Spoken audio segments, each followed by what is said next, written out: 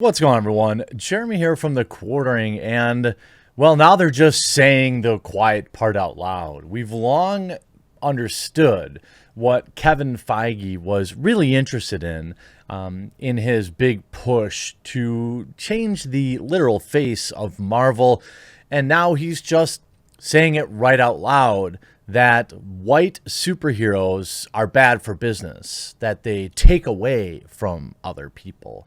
And this is such a creepy thing to say. Like, even out loud, I feel like, God, what do I sound? Why am I? This is so weird. Like, if you replace that color with any other color, there would be a massive outrage. If Kevin Feige had said, well, we were going to put Spawn in this film, but he's a black guy and we didn't want to take away from this white woman.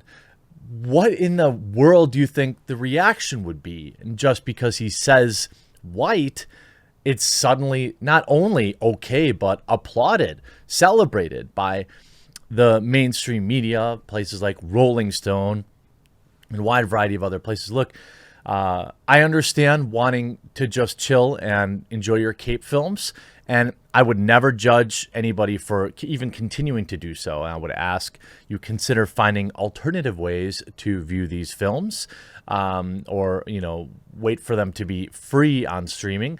But I understand people want to live their life, and I would never ask anyone to change. But ultimately, Kevin Feige is, in my opinion, an evil man. And this latest interview about Wandavision is both shocking, revealing, and also confirms a lot of exactly what we knew about Marvel and people like Kathleen Kennedy.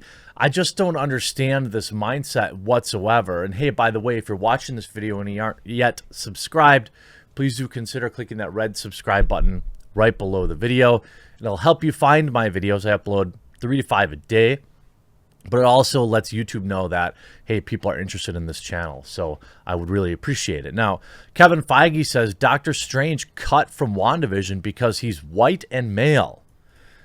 It's almost like a hyperbolic. You see that headline. It'll probably be similar to the title of my video, and you'll say, that can't possibly be what he said. But I assure you, my friends, it is exactly what he said. This is via Bounding Into Comics, and I'll also back it up with the actual interview in Rolling Stone to prove it. According to MovieWeb, Feige spoke with Brian Hyatt for Rolling Stone about WandaVision and Marvel Studios' initial plans to include Doctor Strange in the show. Apparently, Doctor Strange was supposed to be communicating with Wanda via the commercials that were seen throughout the show, like the Toastmate scene in episode 1 and the Strucker Watch scene in episode 2. However, Strange was cut from the show, and Feige explained why. He stated, some people might say, oh, it would have been cool to see Doctor Strange, but it would have taken away from Wanda. We didn't want to end the show being commoditized to go into the next movie. Here's the white guy. Let me show you how power works, he added. Even though Doctor Strange would have and has had that relationship before, but I mean, whatever.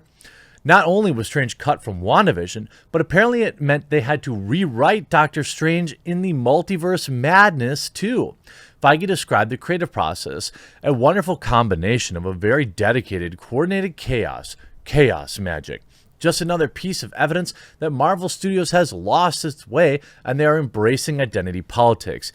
And as I've stated previously, this is the article, when you embrace identity politics, it becomes the sole thing you focus on, and you can no longer tell competent stories. Well, I was at a conference this past weekend where some discussions were had around identity and ideology and how one's ideology is not your identity. Now, for a lot of people, it is.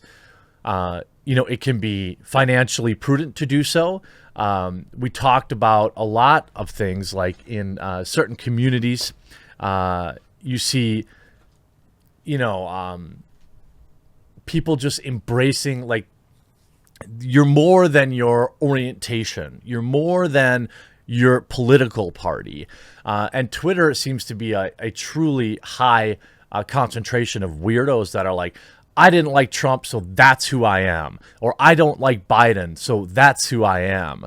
And it's extraordinarily shallow, and it's going to lead to a unfulfilling life. It's clear WandaVision proves at points it's a muddled mess of a show.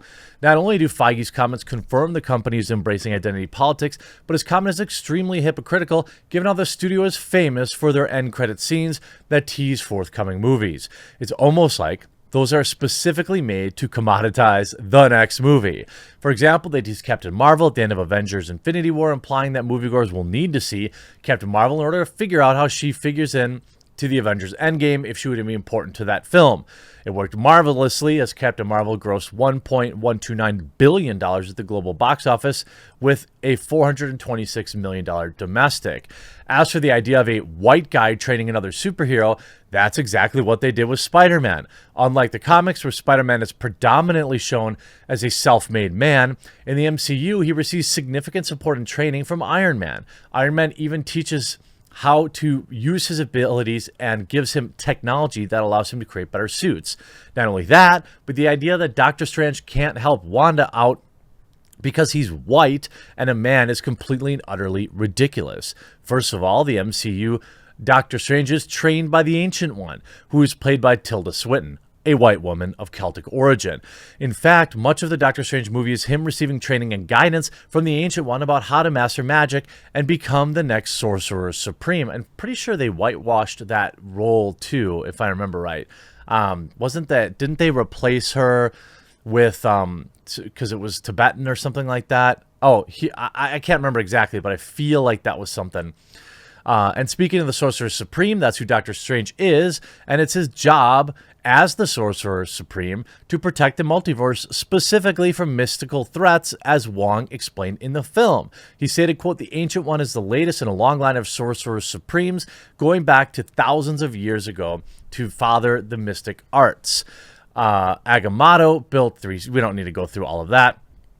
Given he becomes the guardian of the New York Sanctum, it would make sense that he would investigate or at least peripherally be involved in Wanda, what she was up to in New Jersey. At the very least, he would have tasked Wong, another sorcerer, to investigate. Even more so since Feige announced WandaVision would lead into Doctor Strange in the Multiverse of Madness back in San Diego Comic-Con in 2019. He stated, "The events you'll see in Wanda will go through the WandaVision episode series that will be reflected and tied directly to Doctor Strange in the Multiverse of Madness."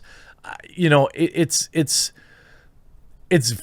shocking to me that this type of, I mean, first of all, if you had made the argument that, hey, Benedict Cumberbatch, we want to give Wanda the spotlight, and bringing in a well-known, established character like Doctor Strange takes away from that, I would probably buy that.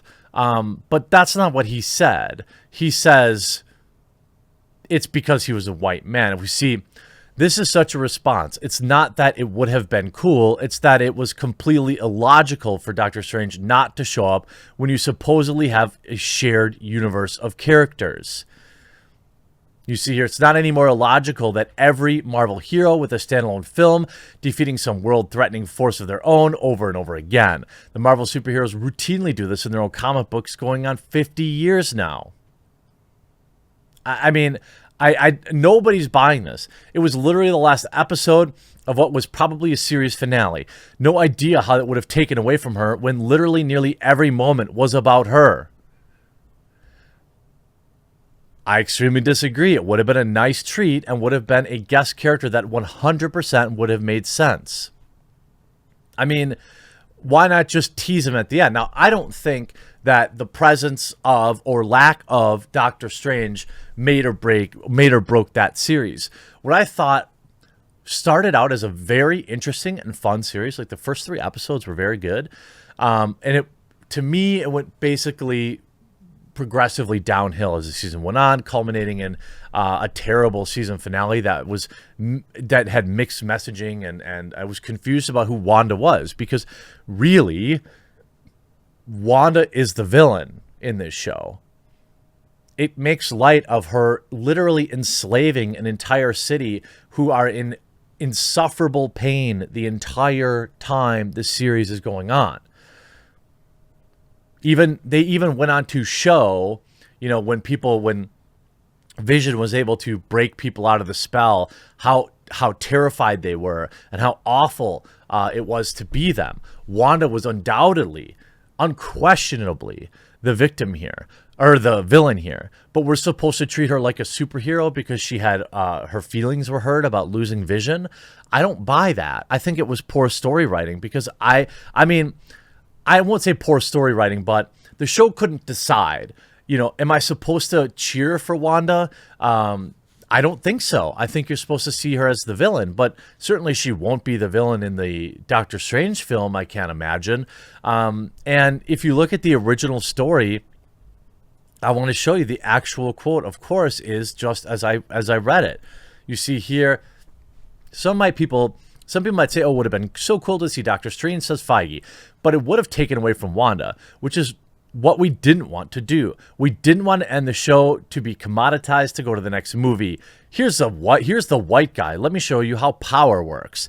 That meant that Doctor Strange movie 2 had to be written. In the end, Feige says, I don't buy this. You see, why mention his skin color at all? That doesn't make any sense. If you, like I said, thought that the bigger character coming in here would have been distracting for Wanda, okay, maybe I'll buy that. But why are you worried about his skin color? I'll tell you why. It's because it's all Kevin Feige thinks about. I hope you enjoyed this video. We'll talk to you again real soon.